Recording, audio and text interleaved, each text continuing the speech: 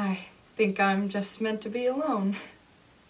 Like the salt shaker you keep on the kitchen counter. Even though you broke the pepper shaker years ago, but you don't have the heart to toss out the salt. Now, bear in mind, this inability to couple isn't for a lack of trying. The whole problem began, I suppose, when Todd first left me. Let me fill you in on Todd. We met towards the end of college. We started dating. I worked 14-hour days so we could survive while he played doctor. And then I came home one night from work and, well, he was packing his suitcase and proceeded to tell me that he was leaving me.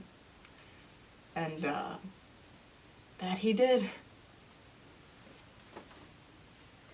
Finding a new love can be the beginning of a wonderful ending, especially for those who feel destined to a life of passionless solitude. However, in this selection, a woman's desperation for connection comes at a devastating cost, in the discovery that she has not been the only one, by Jared Botecelli. And, well, then there's the whole line of terrible first dates. Well, so basically you can tell that my views on dating are really filled to the brim with sunny optimism. And then, as luck goes, I meet Marty. I meet Marty because of ice cream. I'm in the checkout line at Lucky's, and Marty compliments me on my frozen dessert tastes. Marty proceeds to follow me right out of Lucky's, and of course I'm thinking, well, you know, with my phenomenal luck with gentlemen, Marty is an axe murderer, and I'm going to be chopped to death in the Lucky's parking lot. But, Marty didn't do that. Instead, he engages me in some witty conversation regarding my frozen dessert tastes, and well, I find myself exchanging numbers with him, and, you know, I'm thinking he's never going to call anyway, and well, then he does. What happened was 8 months passed, and, well, Marty and I were still dating, to the extent that, well, family had been met, and, well, I sort of let him into my life a little. You know, I guess the thing is, I'd convinced myself I didn't deserve someone who was decent. Really decent.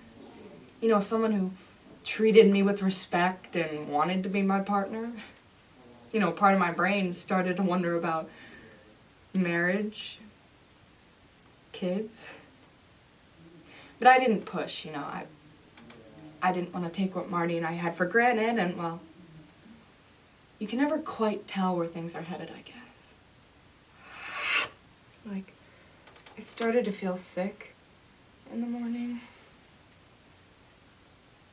And I'm thinking, this is not so good, you know. The pepper shaker is not so ready for a little mini pep to suddenly pop out of her cavernous top. And so I go right back to Lucky's and I buy one of those little strip things, and, you know, I go home and, well, I do what you do with them, and I'm waiting the longest 20 minutes of my life.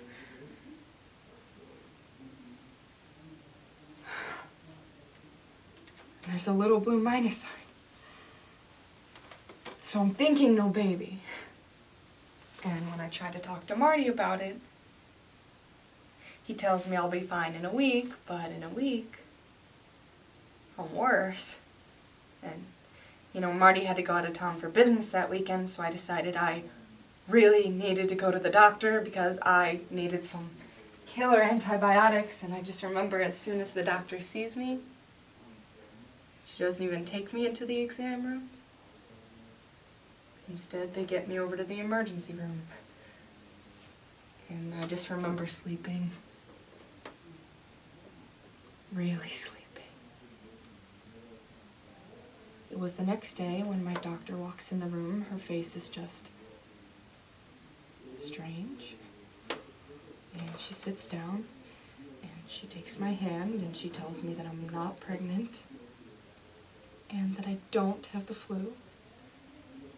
Instead, there's this sort of extended pause where I could hear this loud buzzing sound in the hospital room, and I had wished more than anything that Marty was in the room with me, but then the doctor tells me that I've been infected with the HIV virus.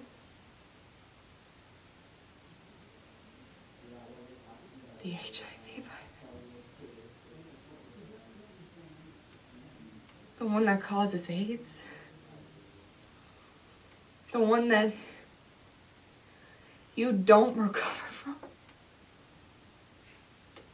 And after that, she kept saying a lot of other things. But the buzzing in that hospital room had gotten so loud, I couldn't hear anything that she was saying, and instead it was just her mouth moving, and it just felt like time had stopped. The one that always had something to say had nothing. Absolutely nothing. So much for salt and pepper shakers, right? So that was about a year ago. You've probably already guessed, but Marty wasn't on a business trip at all. In fact, I have no idea where he is. And don't think I'm blaming him unfairly, because, not to get too personal or anything, but he was it. Here I was thinking that I deserved to be loved, and instead I guess what I deserved was a really complex terminal illness that eats away at your immune system until your body has nothing left to defend itself with, and then you die. It's that simple.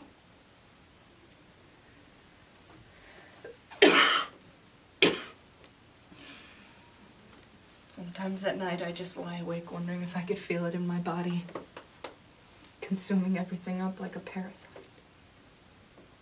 And then I think, if I ever saw Marty again, what I would say to him. And then I realize I don't have anything to say. Because if I wasn't funny before, well now, I try to talk loud and make jokes, but the truth is, I'm not feeling very brave at all. In fact, for the most part, I'm terrified. Because if I was alone before, well now,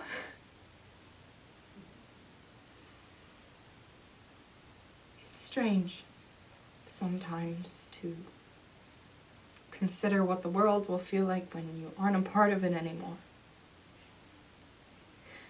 It just keeps spinning, spinning, spinning. It just goes on. Like the salt without the pepper. Just like that.